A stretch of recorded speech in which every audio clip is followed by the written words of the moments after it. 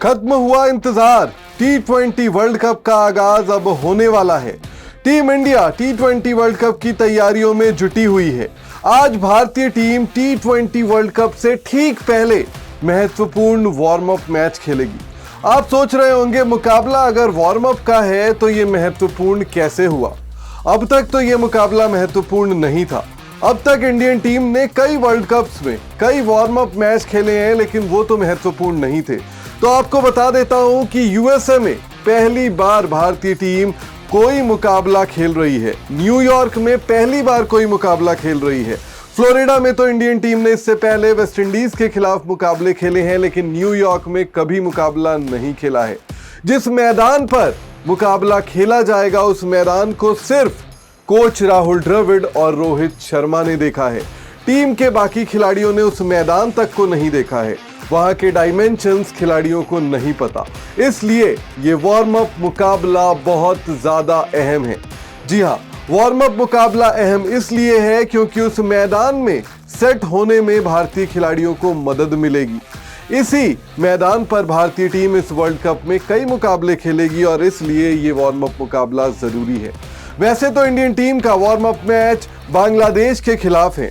सभी खिलाड़ी वैसे अगर देखा जाए तो कागजों में उपलब्ध हैं, सिर्फ एक सितारे को छोड़कर, और उस सितारे का नाम है विराट कोहली। विराट कोहली एक दिन पहले अमेरिका पहुंचे हैं, न्यूयॉर्क पहुंचे हैं, टीम के साथ जुड़े हैं।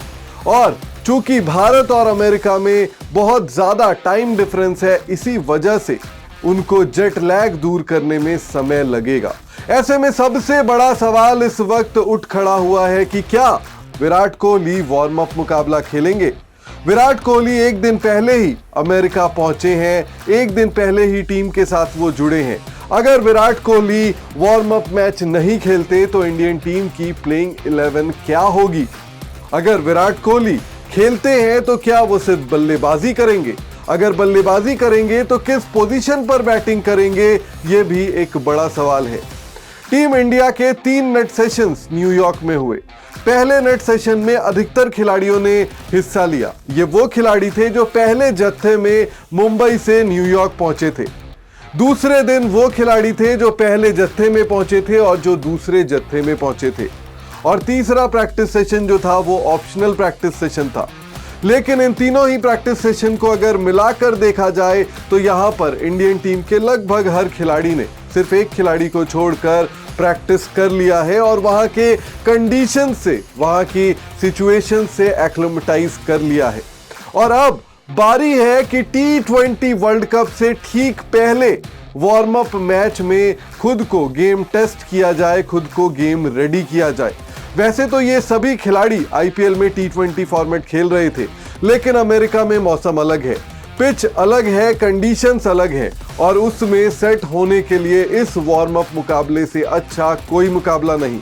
लेकिन विराट कोहली अगर इस मुकाबले को नहीं खेलते हैं, जिसकी संभावनाएं बहुत ज्यादा है। क्योंकि एक दिन पहले पहुंचे हैं, जेट लैग दूर कर रहे हैं। तो पहले दिन यजुवेंद्र चहल को और यशस्वी जायसवाल को कोच राहुल द्रविड़ ने और उनकी कोचिंग स्टाफ ने हाई इंटेंसिटी प्रैक्टिस करने से रोका, यानी कि पूरे इक्विपमेंट्स पहनकर बल्लेबाजी करने से यशस्वी को रोका और यजुवेंद्र को भी गेंदबाजी करने से रोका।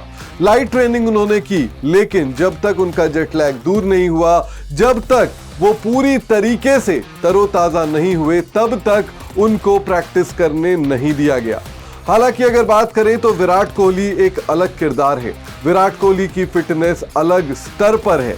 तो देखना दिलचस्प होगा कि क्या आज विराट कोहली वार्म अप मुकाबला खेलते हैं या फिर वो परेशानी टीम इंडिया की और रोहित शर्मा की बढ़ाते हैं।